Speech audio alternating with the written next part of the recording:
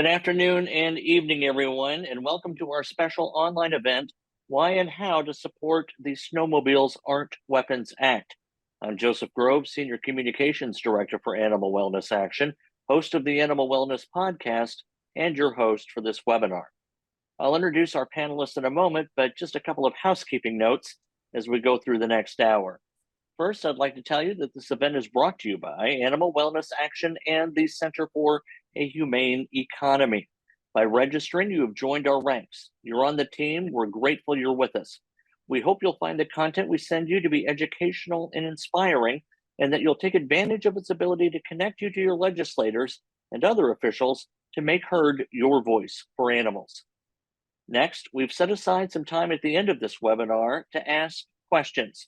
You should see in your Zoom window a QA button or a question button. Please enter any questions or comments through that button.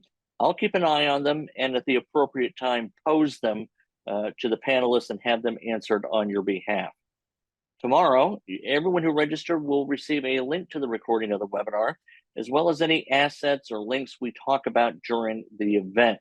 We invite you to share the webinar and the information with friends, family, anyone who has a heart like yours, one that cares about wolves, coyotes, other wildlife that right now are being run over by snowmobiles. Now I'll introduce our speakers. We're joined tonight by Wayne Pacelli, the founder and president of Animal Wellness Action and the Center for a Humane Economy. The nonprofit Times has named him 7 times as one of the nation's top 50 nonprofit executives. He is the author of 2 New York Times best-selling books about animals, animal welfare, and the human-animal bond. Wayne has led efforts to pass 1,500 state laws for animals, more than 100 federal laws and amendments, 30 ballot initiatives, and 500 corporate agreements. Also with us is Elaine F. Leslie. Elaine is the retired agency chief of biological resources for the National Park Service, bringing over 45 years of experience as a wildlife biologist and conservation biologist. Her distinguished career includes serving as a wildlife program manager at Grand Canyon National Park, holding superintendencies at Canyon Day. Elaine, is this Canyon D? Deshay. You see, I can't do those fancy words, Elaine. You gotta just say the Canyon. And Colonial National Historical Park, and acting as Deputy Regional Director of the Midwest region of the National Park Service. Even in retirement, Elaine remains deeply committed to conservation. She currently serves on the Wildlife Advisory Committee for the National Parks and Conservation Association, the Executive Committee of the Alabama River Diversity Network, and the Non-Lead Working Group for Animal Wellness Action. Also on the docket is Oliver Starr. Oliver is a renowned wolf expert, conservationist, and author with decades of experience working with wildlife. As the executive director of the Tahoe Wolf Center and a former senior executive in the tech industry, Oliver brings a unique perspective to animal behavior and care. He is the author of The Wolf Lover's Guide to Raising Dogs, available for pre-order on Amazon, and a forthcoming pro-wolf, anti-bullying children's picture book called The Little Malamute Raised by Wolves, which will be available in early 2025. He continues to advocate for wildlife conservation and educate the public about the fascinating world of wolves and dogs through his books, social media, in-person lectures, and regular appearances on various podcasts and shows. So welcome all of our attendees, welcome panelists. All that, I'll turn it over to Mr. Pacelli. Wayne, take it away. Joseph, thank you so much for hosting and doing such a great job. And welcome to all of you for joining us live. And then I know many of you will catch the recording. I want to say that I'm just delighted to be on a panel with Elaine Leslie and also Oliver Starr. They are real champions of wildlife. They are friends. And we are so lucky to have them fighting for wolves and other animals. I want to start by just saying I'm mystified by the idea that people hate wolves. It is a small group, but it is a loud group. And it is amazing to me. We're a nation, we're a broader global community of people who have a very special relationship to Canis familiaris, the domesticated dog. These animals are the first animals ever domesticated on the planet, 30,000 or 40,000 years ago. well before any other animals were domesticated. We came into a union with these canids, and they forever changed the trajectory of our human species. And you can now look at the many different breeds of dogs and all the different characteristics they exhibit, all the functions they serve, companionship and guarding animals and retrieving animals, and so many different functions. Obviously, so many of us treat the dogs in our lives as members of the family. They all descend from the wolf. The wolf, to me, is, just one of the extraordinary mammals on this planet. And they have so many characteristics that drew them together with human beings. They are social, they are family oriented, they are loyal. And I, for the life of me, cannot understand this differential treatment that we rightly love and protect and care for domesticated dogs, but we allow some of the most vile, horrific, cruel things to happen to wolves. And the subject of our webinar this evening, of course, is the Snowmobiles Aren't Weapons Act, which is a legislative response to one of the truly horrific incidents that I can recall during my 40 years of working actively on animal protection.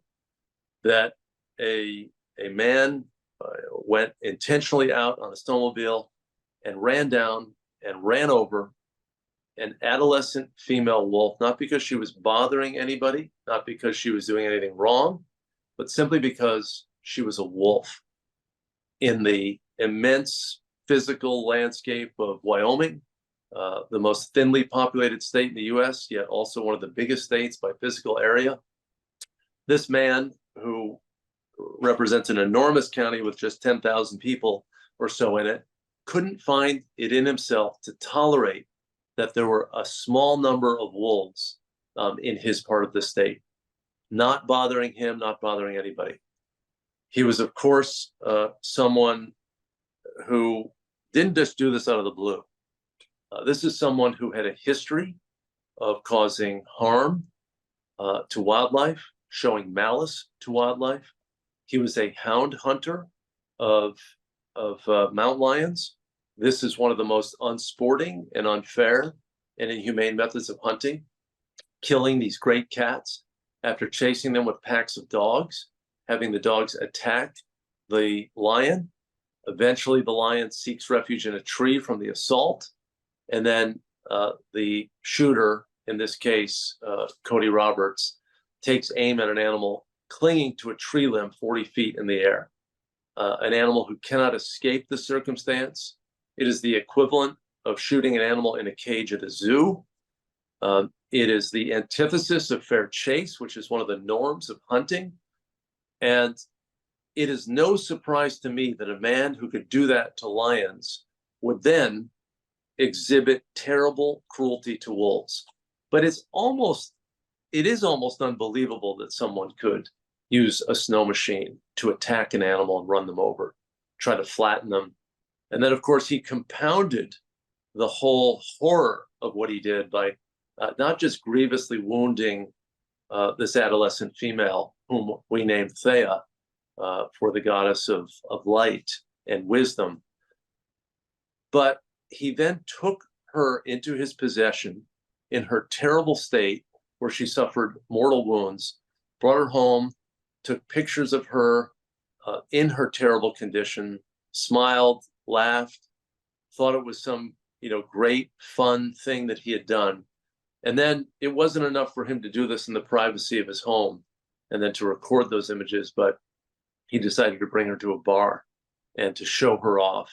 And then after a while of parading himself around and having the poor young female suffering terribly at the bar in this completely alien environment, that he took her out in the back and shot her.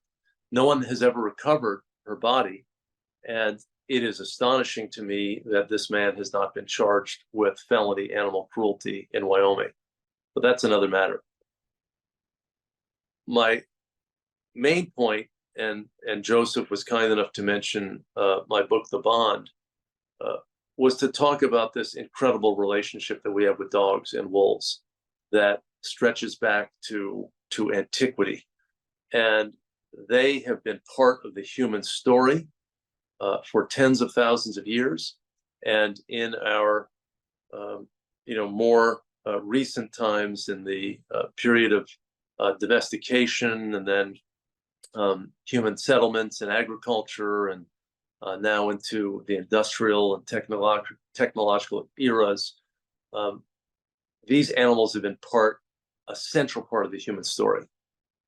The second piece is, when I was a college student, I went and worked at Isle Royale National Park and Archipelago in northern Lake Superior, because I knew that there were wolves and moose, and it was one of the most intensively studied predator-prey relationships in American wildlife management history. And I went there precisely to be in a place where wolves lived, and where they interacted with the moose and the beavers and other animals that had made it a long way from the mainland, from the UP of Michigan, the Upper Peninsula, or from southern Canada and Ontario to this 210 square mile island. And I was not alone in feeling drawn to Isle Royale because the wolves were there. Most of the people who trekked to Isle Royale did so because they wanted to be a place where wolves were. So it was part of the economic activity and the economic matrix of the Upper Peninsula of Michigan, the Keweenaw Peninsula, also southern Ontario. And now, once we saw wolves reintroduced to the Yellowstone ecosystem, we've seen the incredible economic boon to the local communities. So wolves fascinate people. We're drawn to them. People want to see them. They're part of the economy, a good part of the economy. The third element that I want to draw out is the incredibly beneficial role that wolves bring to our Western ecosystems, our Great Lakes ecosystems. Wolves are one of the predators, along with mountain lions, who selectively kill chronic wasting disease infected deer and elk and moose. Chronic wasting disease is an infectious disease crisis that is now infecting deer and elk and moose in 34 states and Canadian provinces. It was kind of set loose in Colorado in the late 60s. There were researchers with the State Fish and Wildlife Agency that were doing the wrong thing. Now they're called Colorado Parks and Wildlife, and they let mule deer interact with sheep who had been infected with the analog of chronic wasting disease in sheep called scrapie. It's a brain wasting disease, and it causes neurological disorders. It is always fatal, and it essentially eats away at the brain. It's an infectious protein. It's not a virus or a bacteria, but it's an infectious protein. It's essentially unkillable. But the research that's been done, including by my colleague, Dr. Jim Keene, shows that wolves and mountain lions in particular reduce the spread of CWD by selectively removing the infected animals. They are engaging in what's called predator cleansing, where they're cleansing the prey of this illness. And what's remarkable is if you see the map of North America, and I want to point you to the map on the left-hand side, the range of the wolf, the gray wolf, is in the darker shade of brown. If my eyes are not deceiving me, forgive my rudimentary understanding of colors. That's where the wolves are. The lighter shade is where they once occupied parts of North America, but are no longer present in any significant numbers. So there's obviously big gaps throughout the West, and wolves are now coming back. They're moving on their own. They were reintroduced, and they have spread from the reintroduction sites. Take a look at the map on the right. That is CWD infections of mainly deer and elk. And what is incredible is the inverse spatial relationship between them. Where you have wolves and where you have mountain lions, there is very little CWD. They are nature's ecological and disease, engineers, if you will. They are fighting disease. They are the antidote to further spread. And it's not just in the West, but just to zero in on Wisconsin, which has had a terrible circumstance with chronic wasting disease, tens and tens of billions of dollars have been spent addressing this. Almost no CWD. Where wolves are absent, that's where CWD has spread, and the infection rates are extraordinary in southern Wisconsin. It is a threat to the future of deer hunting. It is a threat to people who consume these animals. There are deep concerns about what the effects are. We won't go into that today, but Dr. Keene has a report that is available through our website on this issue, where he looks at the literature on this issue, and there is increasing concern about the public health consequences. But the point is, deer and elk are a big part of the economy in terms of wildlife watching, in terms of hunting. Wolves and mountain lions are the best friends to these animals in the sense that they are cleansing disease and they are reducing the prevalence of this disease. Their relationship with us that I started with, in terms of this human-animal bond and this bond with dogs and wolves, the economic benefits from wildlife watching and wolf watching, and then their role in controlling disease, should compel us in so many ways to think favorably and positively about these animals. We shouldn't treat them like they're trash. We shouldn't run over them with snowmobiles. We shouldn't trap them with steel jaw leg hold traps. We shouldn't assault them with other dogs, as occurred in Wisconsin before we shut that hunt down in that state. These are outrageous practices, unsporting practices, and you're talking about an animal who's not consumed. Who eats dogs? We don't eat dogs in the United States. We don't eat cats either. We have a national law, the Dog and Cat Meat Trade Prohibition Act, that forbids any trafficking or trade in dog meat or cat meat. People aren't killing these animals for the meat. They may try to choke it down to have some sort of post-killing rationalization to try to sell it to the public. But this is about dominance. This is about hatred. This is about trophies. This is about some sort of conquest. And the fact that we're even having a debate about this is remarkable. When I saw the images of Cody Roberts standing over this wolf whom he terribly injured and then killed, I couldn't imagine that there would be anyone to defend this. Yet certain Farm Bureau organizations, certain hunting organizations like Safari Club International, they've come out against efforts to stop the use of snowmobiles to run animals down. This tells us all we need to know about their animal care sensibilities. We should not be having a debate about this. This should be a settled matter. Wisconsin doesn't have a law like this. Wyoming doesn't have a law. Montana doesn't have a law. Idaho doesn't have a law. We need statutes to protect these animals from this sort of sadism, this sort of malice. There are some states that do have policies, and they've been non-controversial in those states. Minnesota, which has more wolves than any other state in the lower 48 states, has a very strong prohibition on chasing down animals with vehicles, running them over, injuring them, a comprehensive measure that was adopted in 1986. There's no opposition to it in Minnesota because people understand it's just a normal way to behave, is to avoid running over an animal intentionally to torture or flatten or crush the animal. Colorado also has a prohibition on this. We're not breaking new ground and suggesting that we have a national policy like this. So I'm going to circle back in a little bit and talk a little bit more about the Snowmobiles Aren't Weapons Act. We're ending this 118th Congress in just a few days. The new Congress members will be sworn in January 3rd. There'll be a reset. We're going to reintroduce the SAW Act in the House, hopefully have a companion soon in the Senate. And we're going to make a big push, but we need all of you to help remind lawmakers and to remind the American public that we cannot forget about what Cody Roberts did. He was one terrible, cruel man who ran over a defenseless adolescent female wolf. But he's part of a larger subculture of people who do this. And we cannot forget what is going on in these remote reaches of the United States where these animals are vulnerable to sadistic people. The law must speak. When Michael Vick's crimes about dogfighting came to light, we didn't just condemn him.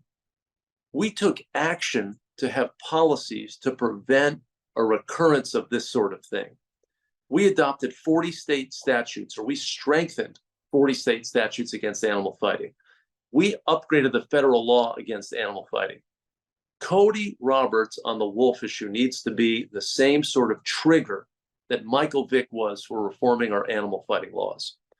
And I want to turn it over to Dr. Elaine Leslie. Elaine is incredible. She's a PhD wildlife biologist. She was the chief scientist for the National Park Service.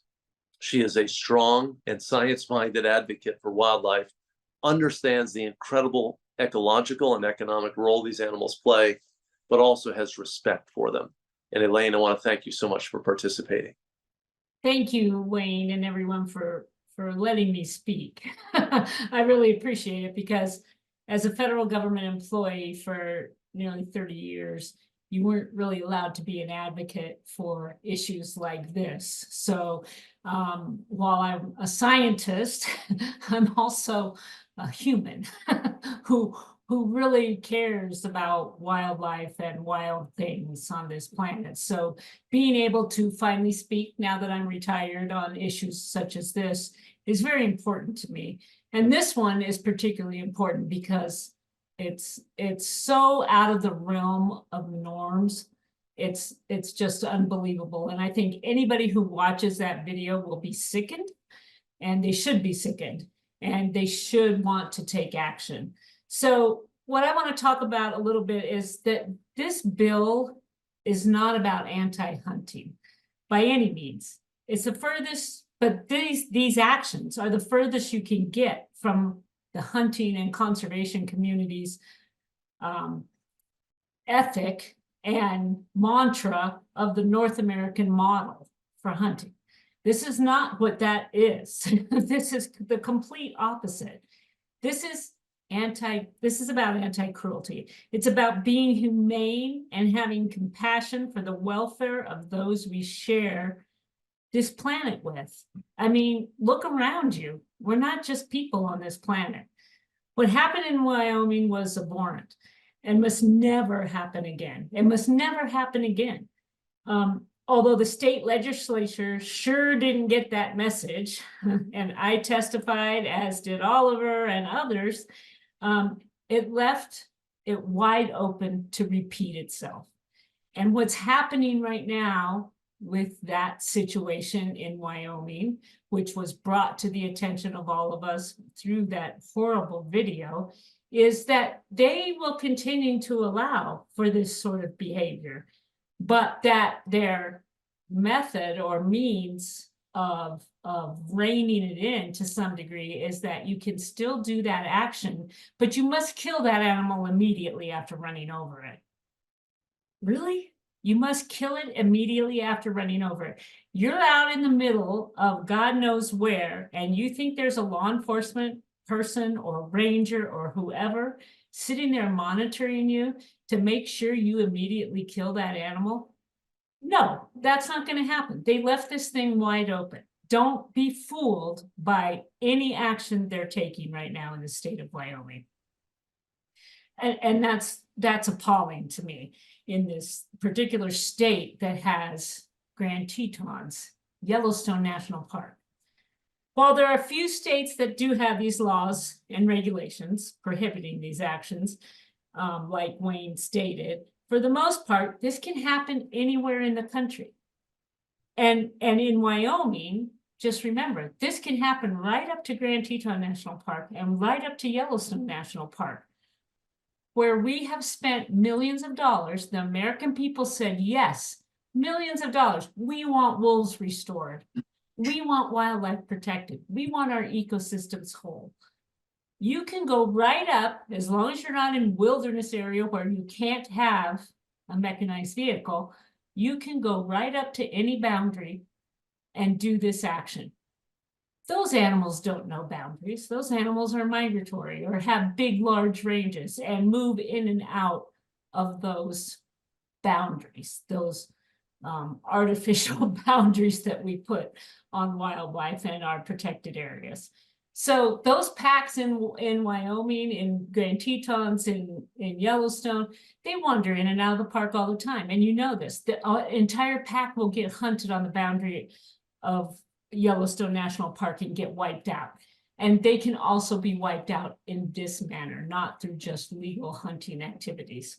So I really believe that this particular incident, an abhorrent incident, is the tip of the iceberg. I think it's the one that came to light for all of us because it got into the media, and I don't think we know the depth of how far this, as Wayne calls it, the subculture exists. I think there's a lot of people out there doing this.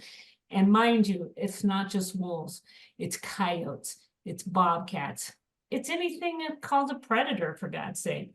And I just want to remind people, let's take a step back for a minute. It's not the 1800s. It's almost 2025. This country killed every predator in sight in the 17 and 1800s and early 1900s, mid 1900s even. And in very inhumane ways, right? It wasn't just shooting outright, getting a pelt and moving on. It was leg hold traps. Those are horrible things. An animal, it has prolonged suffering, maiming, eventual death. And have we as a species not evolved in this period of time to be more humane to our fellow species that inhabit this planet? I'm like Wayne, I just can't fathom how we are still in this place. Because what happened in Wyoming with snowmobiles and the bar incident is the tip of the iceberg. I'm sure of that. And any predator is at risk of being a target. Those actions, I'm calling this recreational animal abuse. That's what this is. This isn't hunting. This isn't the North American model of wildlife conservation and hunting. It's none of those things. It's not depredation. It's none of those things. It's recreational abuse. And it has to be stopped. The American people voted, funded, and supported the restoration and preservation of species, predator species, especially. We spent millions of dollars on restoring wolves in this country after having obliterating them. And restoring, and as much as the American people love their national parks and fish and wildlife refuges, I don't think everybody realizes that running down animals, wolves, coyote, fox, bobcat, can happen right up to the boundary of your national park or refuge. And those are animals that wander in and out. Those are animals you go to view, wildlife viewing. Those are the animals that we rely on to have whole ecosystems and to retain our nation's biodiversity. It can happen in any state. Let's be aware of that. And any state that doesn't have these protections in place. So, hey, back east, pay attention. This can happen out there. Wyoming has made it clear that it can't be left up to the states to prohibit this action. I think it's time we have to figure out how to get the federal government on board to prohibit these actions. They're the ones who monitor and make the laws and the policies and the regulations regarding the use of motorized vehicles in forest services, in refuges. This can't happen inside a park, but it can happen right outside of a park. So let's just remember this. But we have to really pressure the USDA and the Department of Interior, so especially BLM.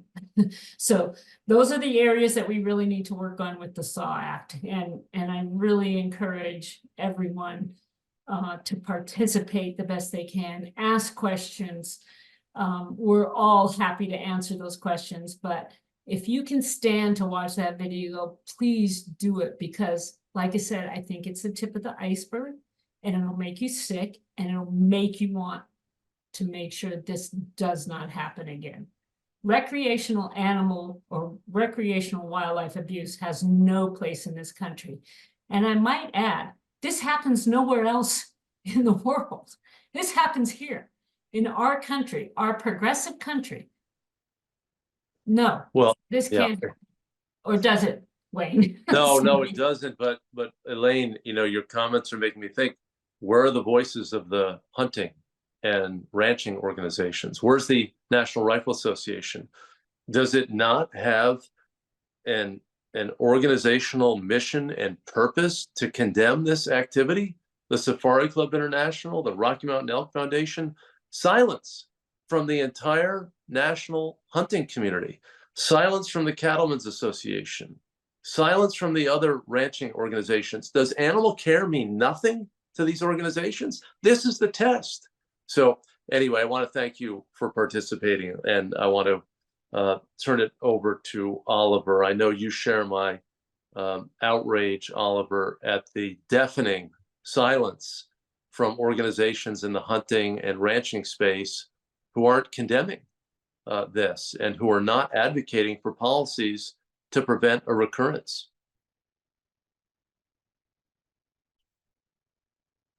So take it away, Oliver. Oliver, you are muted, good sir. I am unmuted now. Thank you very much. Wayne, yeah, well, I'm right there on board with you. It's outrageous that these organizations don't have the spine or the ethics to stand up to this fringe group of individuals who call this wolf whacking as a pastime. Because of my position as the executive director of a nonprofit, I sometimes monitor these groups to understand what's going on there clandestinely, but also I'm sometimes targeted by individuals that want to get at me by specifically threatening me or saying they're going to kill a wolf in my name. And you just understand that this is a mental health issue as well. Anybody that would do these kinds of things to a sentient being, another, the closest relative of our beloved domestic dogs. I mean, these guys go home and then they throw their dogs a steak after spending hours chasing and killing wolves for fun. But I don't think I can do more justice than Elaine and Wayne already have to the topic at hand. But what I'd like to do is talk to you guys directly about wolf family dynamics and how these behaviors impact wolves. I've had the privilege of living in close association with a captive family of wolves for nearly 40 years. In fact, one of my animals looks almost exactly like the animal that Cody Roberts ran down and killed, and she's exactly the same age. And so last year, at the time that he killed that animal, this animal was about 65 pounds. Her canine teeth, which are now almost 2 inches long as a nearly mature animal, were not even fully erupted from her gums. She would not have been capable of hunting on her own. She was completely reliant on her family group to support her and educate her in how to be a wolf. And so what I'm going to do, if you'll just bear with me, I'm going to put on a heavy coat because it's winter and cold where I'm at here. And I'm going to bring you outside so you can have a look at the wolf family group that I am fortunate enough to live with.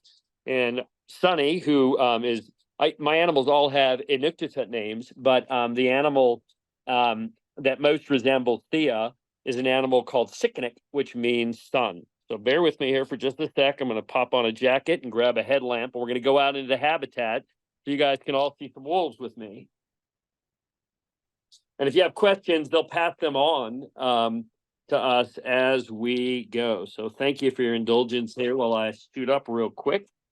And we are going to head out into the habitat in the dark. I've got a very bright headlamp here, so I'm going to turn the camera around once I flip it on, so I'm not blinding you with what I'm doing. All right, headlamp.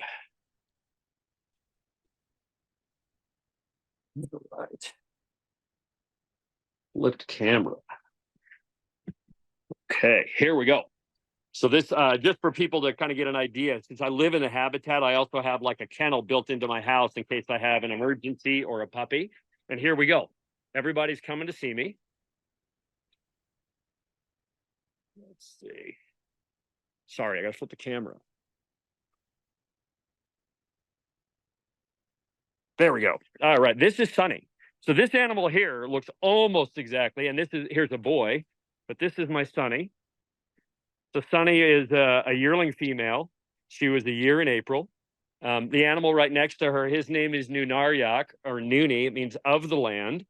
Noonie is, the males get a lot bigger. There's a little bit of sexual dimorphism in wolves. And so Noonie here is just an 8-month-old boy. And then that's just my mature male, Icknick. He's 6 years old. And you can see that they're very familial, right? These guys all are together. They love each other. They support each other. Icknick is the huge protector of all the other animals. You can see how big he is. Icknick is about 160 pounds, which makes him very large by wolf standards. Most wolves are around 100 pounds, maybe 110 pounds for the males. His subspecies and the region where it's from specializes in bison. So he's a bison killing wolf, and their family characteristics are just that they're a little bigger. And this is Mooney. This is Sunny's sister, Mooney, or Takik.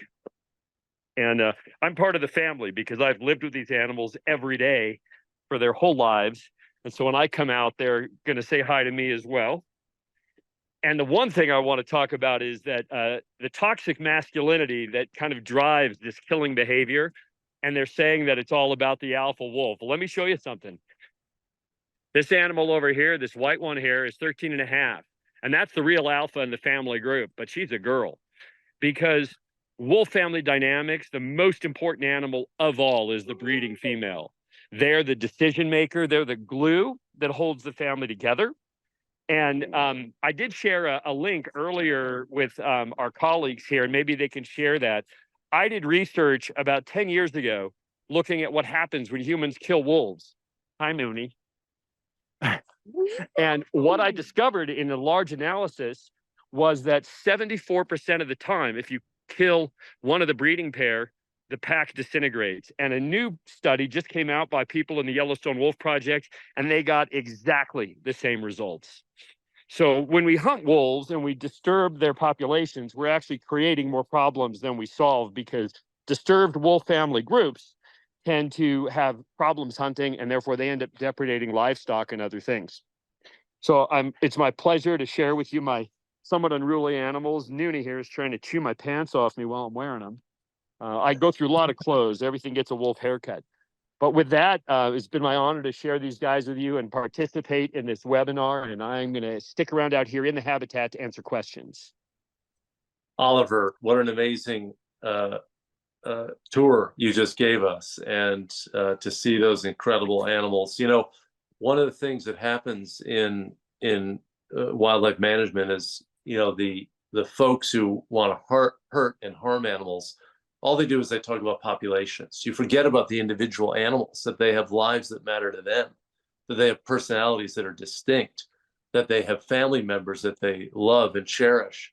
And you've reminded us that they are all individuals. So thank you very, very much.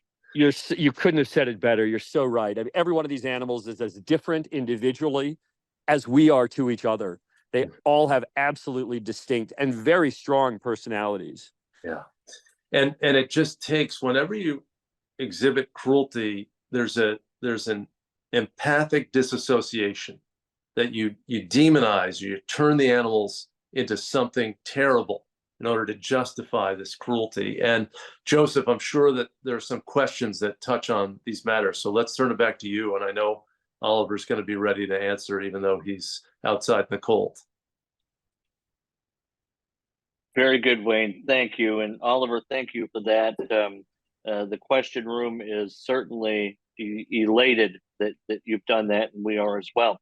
One question that relates to your family there, would you still consider these animals wild, Oliver, or domesticated along the spectrum? A great question. So domestication is how we made the dog. These animals are socialized wild animals. They are social to me and my wife and a small but select group of others. And interestingly, these animals are, because of where I live and how we live, these animals are less habituated to unfamiliar humans than many of the wolves in Yellowstone. One of the things that makes the hunting of the wolves that are on the border of the park so unsporting is that those wolves are not afraid of people. They live in a sea of people and vehicles and the smell of humans. This animal that's sniffing me right here, if I take him out of the habitat on a patrol and we cross just unfamiliar, fresh human footprints, his whole demeanor changes. He crouches low. He's afraid. And the Yellowstone wolves don't have that opportunity. And therefore, hunting them in particular is truly unsporting because they don't know to be afraid of us. All right. Thank you, Oliver. What is the status of the Cody Roberts investigation? Wayne or Oliver wants to know, one viewer. Well, let me start, and then Oliver can clean it up or advance it. We at Animal Wellness Action and the Center for Humane Economy, along with others, demanded the prosecution of Cody Roberts, who lives in Sublette County, Wyoming, because he committed a felonious act of animal cruelty. I mean, he took this poor animal into his possession and then further tormented her. If the anti-cruelty statute has any meaning or any practical value, it must be applied in a case like this. So we had been led to believe that the district attorney was going to take action. There was obviously a global furor about what Cody Roberts did, but the attorney didn't, the state's attorney from that county did not take action. We have offered rewards for information to provide him with additional details to advance his prosecution. There were many others who helped and did provide information. I think the facts are plain. There are pictures, there's evidence. So there's still time for that Sublette County district attorney to take action.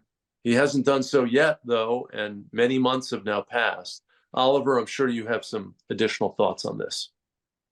So, yeah, we did pay a private investigator and inserted him into the town for some time. Unfortunately, we believe that much of the information he received was bogus. But we do know that there's an opportunity to bring Cody Roberts up on gun charges, and perhaps with more broad attention as well as pressure to the DA, that could happen, because every time he's killed an animal, it appears to be a federal gun charge violation. Given his criminal record, I mean, I think the basis of that, Oliver, is that he has a prior criminal record that's correct. That essentially forbids him from using firearms. Or owning firearms. That's right. Both owning and using. So if somebody gave him the guns, then they likewise have implicated themselves. But it appears that in that small community, Cody is incredibly well insulated. I guess his family has money. And so he has protection either through financial dealings or through fear and intimidation. There were some people that seemed to be willing to come forward, and then they subsequently shut down. And I think that they were threatened or even potentially run out of town. Yeah. Well, let me just say, Oliver, I heard from a lot of Wyoming residents. They were sickened by what he did. I think that the vast majority of Wyoming residents share our views on this. And I don't think that the Sublette County District Attorney, in terms of his outward-facing work, was really aligned with what the people of Wyoming wanted. And frankly, I think that this group that assembled to look at policy issues that should flow from this incident was stacked in favor of people who kind of want to defend the status quo. And the fact that they are recommending you can run over an animal, but you must kill the animal, is just an embarrassingly short and pathetic response to this real clear case of animal cruelty. It's animal cruelty.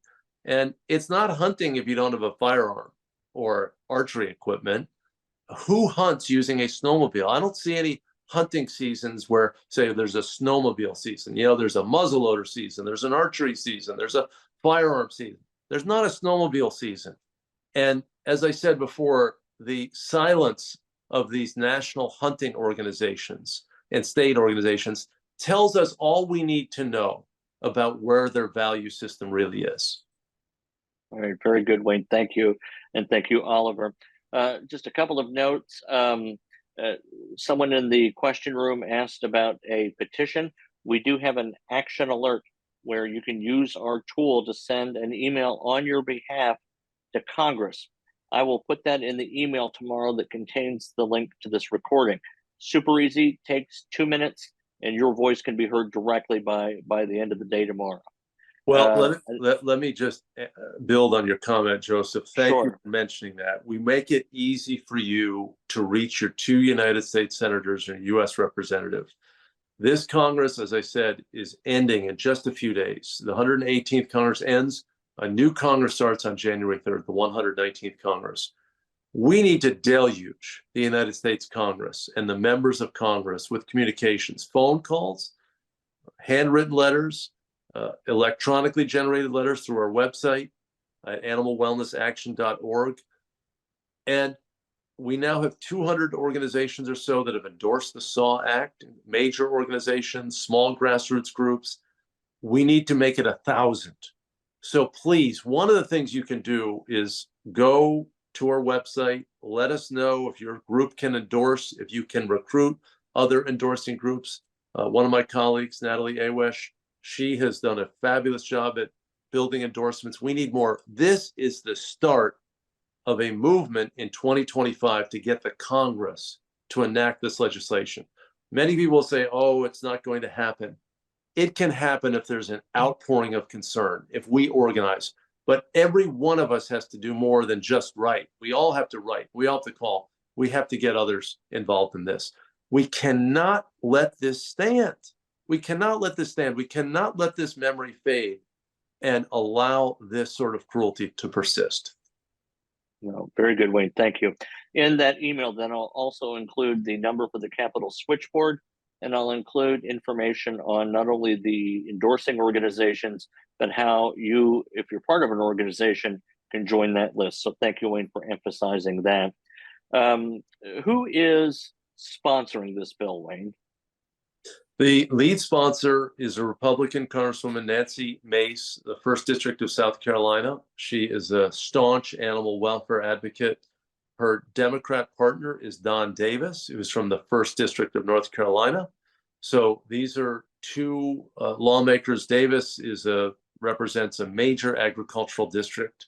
And while he doesn't have a lot of snow, or Nancy Mace doesn't have a lot of snow, they have plenty of motorized vehicles. This legislation forbids the use of motorized vehicles to run down and run over wolves and coyotes. We're going to suggest some refinements in the bill to strengthen it, fortify it, and it applies to federal lands. That means that states still have their responsibilities here. Wyoming is mostly federal land.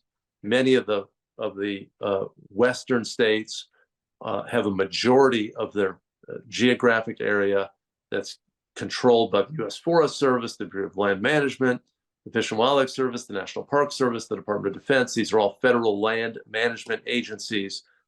The state lands and private lands are also important. So just like we have overlapping anti-dogfighting, anti-cockfighting laws, we have state statutes. We also have a federal statute on animal fighting. That's what we need for this situation. We have a federal airborne hunting act that forbids the use of aircraft to chase down and run down animals and shoot them from aircraft. We need a similar statute that focuses on ground-based vehicles as well. All right, very good. One commenter asked me to remind folks that there will be another rally against wolf torture in 2025 called Hogs for Hope. Viewers can search that online, and I'm sure get more information about Hogs for Hope to help show very publicly the opposition to wolf torture. Wayne, you and I talked about this in our most recent podcast, the Animal Wellness Podcast. One commenter asked about prospects not only in the new Congress, but in the new executive team. How do you see the issue of protecting wildlife during the upcoming Trump administration? I just don't think that this issue should be a partisan issue. If you ask any Democrat, Republican, or Independent, is it okay to run over an animal with a snowmobile? I think 9 out of 10 are going to immediately agree that it's wrong. Somehow, though, these trade associations and organizations like the NRA and the Safari Club, they are at this point quietly suggesting that this bill not be supported. They don't have the guts to come out publicly against it because they know it would be an embarrassment.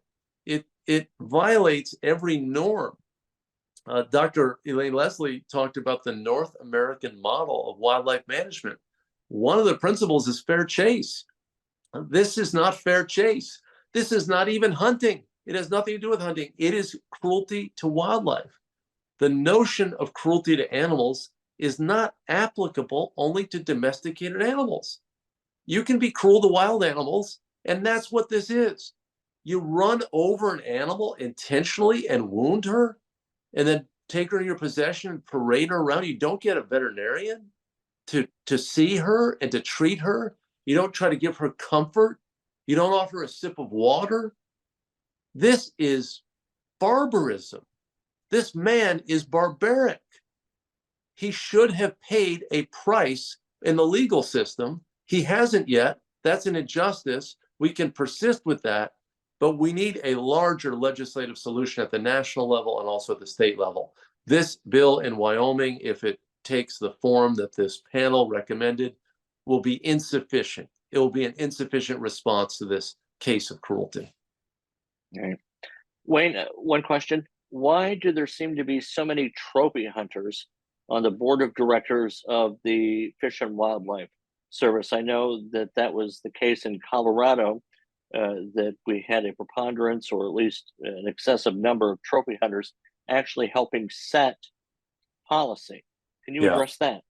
Well, in Colorado, actually, things have changed. The governor, Jared Polis, has actually done a great job in broadening out the membership of the Colorado Wildlife Commission.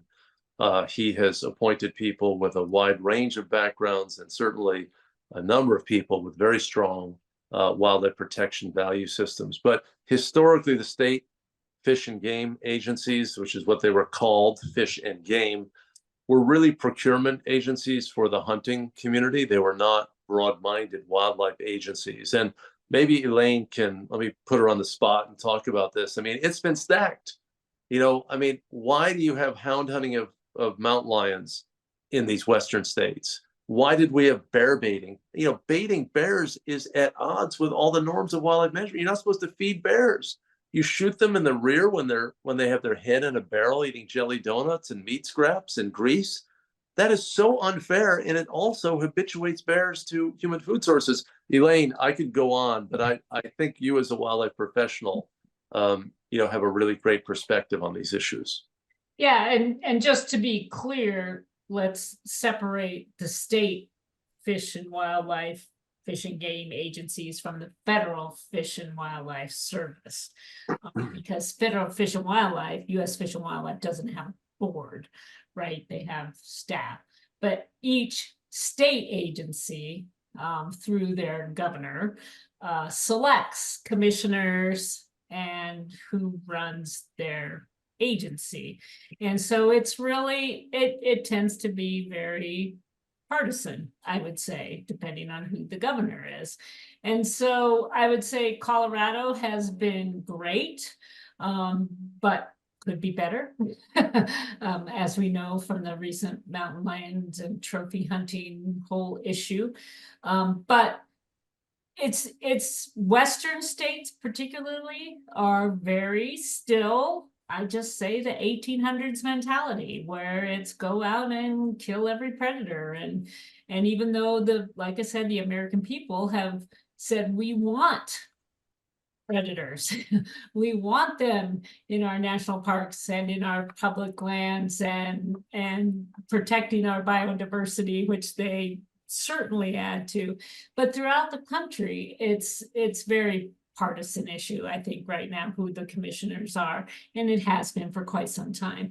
I think one of the groups we need to really focus on and try to have some meetings with are the Association of Fish and Wildlife Agencies and Ron Regan, who Wayne may know, who's in DC, who runs that. But to really say, hey, is this really who we want, how we want to be associated with the North American model? This is not, I don't believe, what they think they should be, but they are very much in cahoots with Safari Club International and all of these other organizations. So I think we need to look at the broader picture nationally and get with these folks and maybe have a session at the next AFWA, Association of Fish and Wildlife agencies, at maybe their September meeting, and really put together a solid presentation that talks about, is this how you want to be associated with hunting and conservation, because you claim to be the nation's ultimate conservationist through hunting. And like Wayne said, this isn't hunting. This is animal abuse, period. This should not be a tough test, Elaine.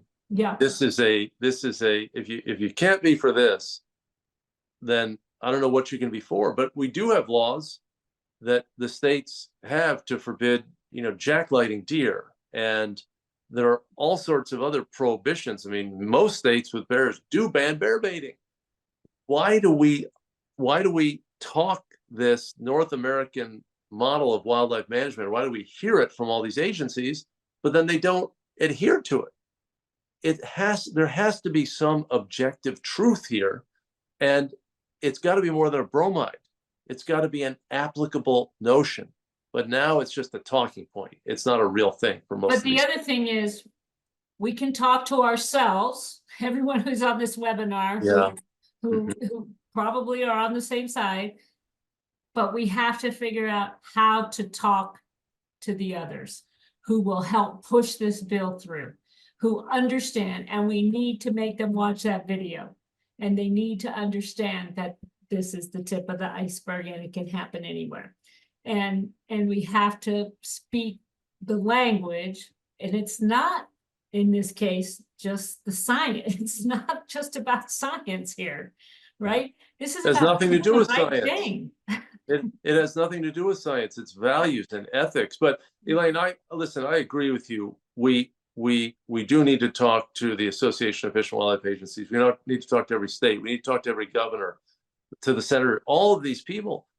But come on, how could we even have a debate about this? I mean, you said in your compelling presentation to the Wyoming leaders, I mean, get with the program. This is not anything to do with your traditions. This is a completely new and sadistic form of human behavior, and it has nothing to do with ranching or hunting. Nothing.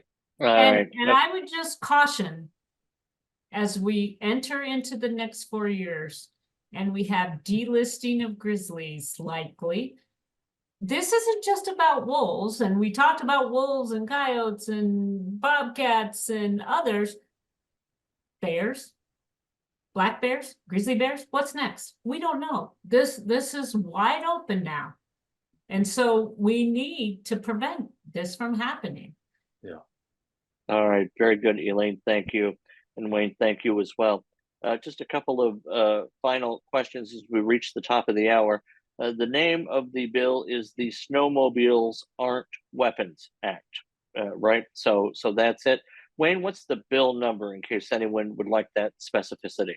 It's HR 9568, but you can go to our website. You'll see our alert.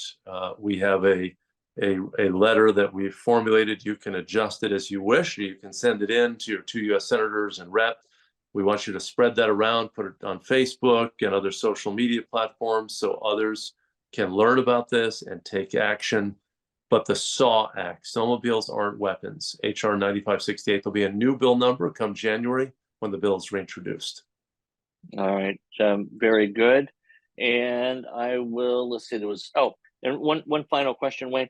I know when we were working on the Cats Aren't Trophies campaign and Cody Roberts came up, one of our colleagues did some research among snowmobile manufacturers. Is there any industry opposition to this practice? Have the Polis or Polestar, I'm not sure of their names, The major spoken out against it.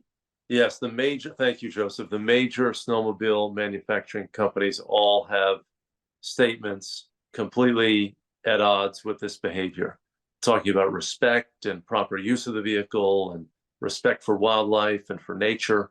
So there is no quarter where this should be accepted. Not within the snowmobiling world, not the manufacturers, not the users, not the hunting community, not the ranching community. I do hope that we follow Elaine's advice and have more conversations. The outrage that I feel is that people don't immediately come to this conclusion because it's so obvious. But I do want to have all of us, including myself, exhibit more patience in this regard. But we've got to be able to call moral balls and strikes here. And this is just outside of the strike zone for any civilized person. All right, very good. Thank you, sir. My email is at the top of my background. We didn't get to answer all of the questions. This is about our 12th event, and this is the most questions we've received on any topic. So it really goes to the heart of the passion. It is the passion on this issue. So thank you, everyone, for that. Feel free to email me any question we didn't get answered. I'll do my best to get back to you on that and give you as much information as I can. And I want to thank Wayne and our other panelists, and certainly all of our attendees for being with us tonight. I'll send you the link tomorrow for the recording. You'll have that. I'll include other information Wayne and the other panelists brought up so that you have everything possible to help us make the case to pass this law. We look forward to your being with us as we enter the new year. We have an exciting political agenda for animals next year. And we'll need each and every one of you to stay up to date with what's happening in DC and state houses across the country. You'll receive our blogs. Wayne is as I mentioned, he's a New York Times bestselling author. He's an incredible writer on animal issues. We publish blogs frequently. I think you'll find them educational and inspiring. You'll receive our other news alerts, and we hope you'll seek us out on Facebook, X, and Instagram. I'll include links in the email I'll send you tomorrow. We'll also let you know when we have our next Claudia Miller Ignite series webinar on animal welfare, and hope you'll attend that event as well. Until then, on behalf of Wayne Pacelli, the panelists, and all of us at Animal Wellness Action, we wish you a happy holiday and a peaceful new year. Thank you, everyone.